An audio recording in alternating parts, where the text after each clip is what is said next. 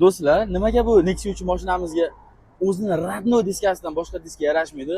Menimcha boshqa diska qo'ysam yarashmasa kerak. Kommentariyga yozib o'tinglar. Biz sizlarga Nexia 3 mashinamiz obzorini, sizlarga mashinani zo'rini olib kelib qo'ydim. 2021-yilda ishlab chiqarilgan.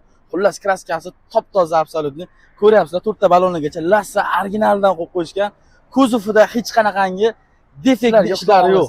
48 ming kilometr yurgan Nexia 3 ta taqdim etamiz. Maza qilib minaveradigan joyi faqat benzin minilgan, metan qo'yilmagan. Sabab nimaga? Qolgan mashinalardan ko'ra, xohlasangiz Gentra bilan solishtiring, xohlasangiz Cobalt bilan solishtiring.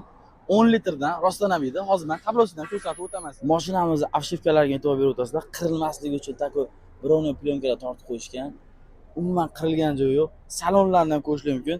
Sizenlari ham, chexollari ham yangi bo'lib turibdi. Zavod hech qachon o'zi chexol taqib ham yurishmagan. Rullarni ham ko'rish mumkin. Takoy sveji bo'lib turibdi. Tablosiga nima deysizlar? Tablosi ham takoy boshqacha Gentra fasonda qilingan. Atiga 48459 kilometr yurgan. Torpeda holatlari ham вообще idealniy bo'lib turibdi. 48 ming kilometr yurgan mashinani o'zi hech qanaqa maqtash kerak yo'q. Shunaqa motivey, sveji bo'lib turadi mashina. Do'stlar, bu mashinamizning narxini sizlarga unaqa 10,5 ming, 10,200 deyish niyatimiz yo'q. E'lonlar ko'ryapmiz. 10,5 mingdan 10,800 dollargacha yoshyapti ekan. Xudo xolasa bu mashinaning narxini sizlarga 9,700 dollardan tushib beramiz. Oladiganlar aloqaga chiqaverasizlar. Aytganchalik, mabodo sizda yarim puli bor, qolganini ikkilam savdo qilmoqsiz. Bemalol aloqaga chiqing. Sizga ham xudo xolasa naqd pulga olganni summasida arzon qilib beramiz. Sog' salomat bo'lasizlar. Bizni kuzatishda davom etinglar do'stlar.